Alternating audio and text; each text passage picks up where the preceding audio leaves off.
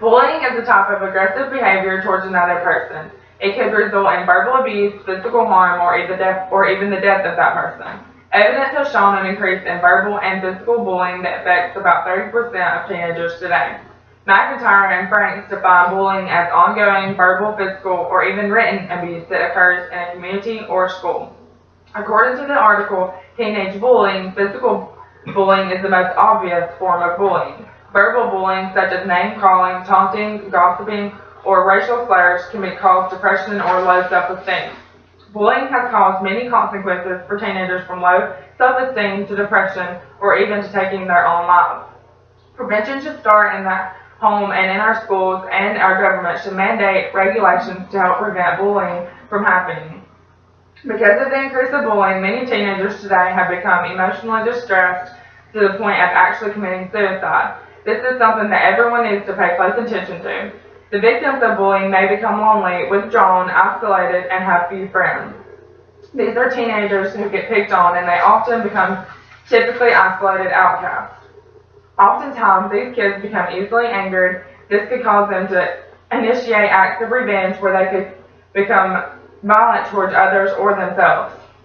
John Cloud says that bullies can be anywhere, but there's no place they show up more than in our schools, and no time more than in September. When a teenager has been bullied, most likely he or she will have symptoms of depression and anxiety. Because of this, teasing and bullying the person is hurt emotionally, and it often leaves the victim with long-lasting scars of self-pity. When bullying leads to suicide, it has a distressing emotional impact on many other people. It can affect the victim's family, friends, classmates, and community. It is difficult to imagine why someone would want to hurt themselves on a person who has usually never done nothing to them. John Cloud states, researchers have a hard time measuring how common bullying is because there's no single definition. Bullying could be caused from an incident in the past, a person's home life, or biological problems.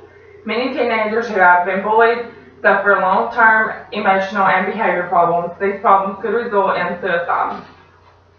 Suicide happens because teenagers feel life is not worth living through the pain, shame, and heartache. They feel it's the only answer to their problems. With the increase of bullying and suicide, everyone must take part in preventing it from happening. Parents, teachers, and friends must realize that they're accountable for their own actions and words and how they treat others, especially during their teenage years. The teenage years are usually some of the most difficult and sensitive years a person will go through. Parents should get involved and take it seriously if they are aware of their teenager being bullied or if their teenager becoming a bully. Our schools and teachers need to develop guidelines where students understand what bullying really is and how it affects others. Awareness is a key factor to preventing bullying. It is something that no one should dismiss. According to Mary Salmon, one thing that stands out is when the mother of an 11-year-old boy said she thinks her son felt like nobody wanted to help him, that nobody stood up and stopped the bullies. Most people today use the internet, and this also makes it easy to bully teenagers with messages and photos. There have been disrespectful and hurtful comments through cyberbullying, and this has become a public concern. There's another way to bully a teenager which can result in tragedy. Many adults today have horrible memories of their teenage years when they were bullied by someone. It is important for everyone to realize that life is all about relationships and how important it is to value our relationships with others.